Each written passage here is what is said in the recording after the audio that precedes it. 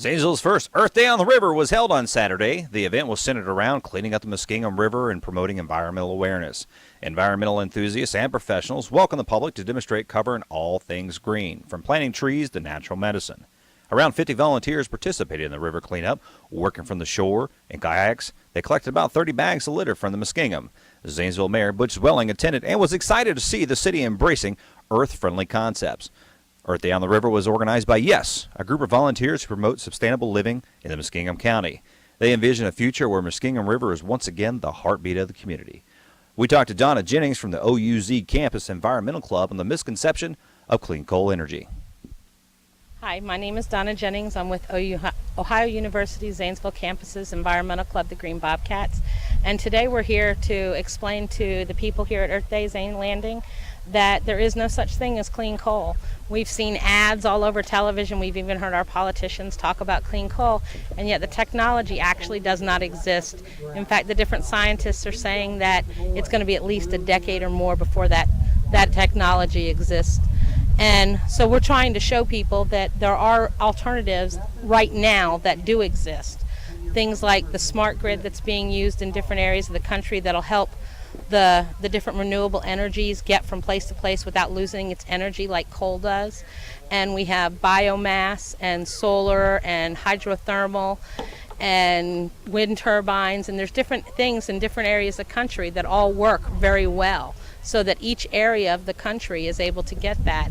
And we're strong believers within our club that think if we address the environmental issues, we will also be able to solve the problems with the economic issues of the country, as long as we do it in a socially just manner. Well, when the commercials say clean energy or clean coal, wouldn't it be a cleaner method than what other alternatives are? Maybe you think maybe that's what they're alluding to? Well, I think what they're talking about is the hopeful ability to create that stuff. And some of the things that they're talking about is called coal sequestration. And at the moment, there's only 5 power plants that use coal sequestration, and they're actually not even commercial power plants. They're government test sites. And, there's 3 of them. And out of the 3, 2 of them have completely failed, and 1 of them has had major problems otherwise. And what coal sequestration is they're taking the CO2 out of what they're producing and they're just burying it back in our ground. And out of the 3, none of them actually catch the CO2 that's being released into the air. And your organization, what are you doing right now to try to bring more awareness to what the clean coal, it's truly not really clean? No, it's not really clean, and we're utilizing social network pages. We are joining together with the other colleges in this area to create a coalition so that we can work on bigger issues. We're also working with some of the different national organizations to get our message across to our congressman and our senator. We've had a town hall in the last week. We are doing different kinds of phone drives into the Congressman Space's office. We're also doing where we have people sign petitions, and just trying to raise awareness in any way possible. We also have started some organizations within the high schools so that we have kids not only dreaming about going to college, but also learning how to fight the issues, so that when we move on to our next area of fighting, that we'll have somebody right here to do it still. And we're also going into elementary schools and junior highs and every level to talk to people. And what kind of help are you getting from Zach Space? So far, Zach Space has not been willing to meet with us.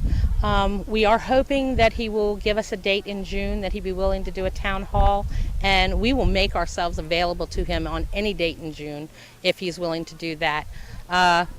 He would not even give us a statement for the last town hall, although we were able to get a statement from Senator Sherrod Brown, who gave us a great statement, and we truly agree with what he had to say, because he likened Ohio to the next Silicon Valley of clean energy. We have the resources here. We have the factories that are shut down. We have the unemployed personnel. We have the research facilities at great universities like Ohio University and OSU.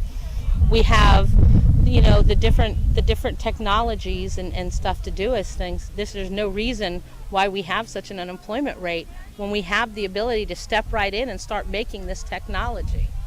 So, and that's what we mean by when we say socially just. I mean, if we give the people the jobs and we give, and we start getting this stuff in the lines in the ground and the smart grid systems all together and the renewable energies, it's going to create the jobs. One of the things that kind of bothers us is that Muskingum County has a 9.6% unemployment rate, but really that's not even a realistic number, because it's my understanding that Muskingum County feeds 4 other counties for jobs, like Morgan County and Perry County. Well, the really only way you're going to get true numbers is if you add their unemployment to ours.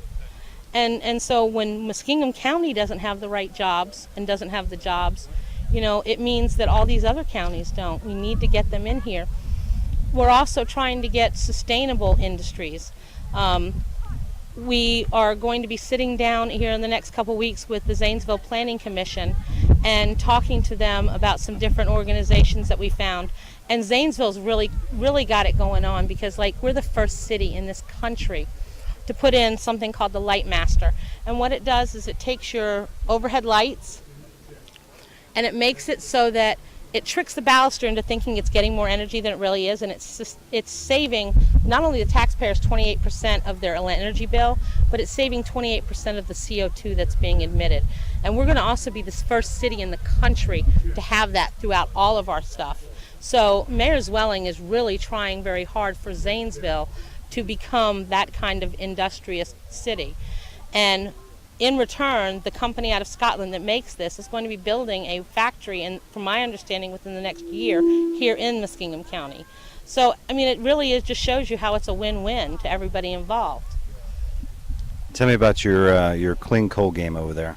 Well, the clean coal game, we have the people come up and we just tell them that, we're utilizing the same technology that your power company uses for clean coal, and they reach in and grab a nice little piece of charcoal and throw it in, and it's amazing because you see every one of them start to wipe their hands.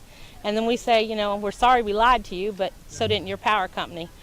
And we've been giving out prizes to whoever, even if they don't make it, and then we give them a nice paper towel to wipe their hands with.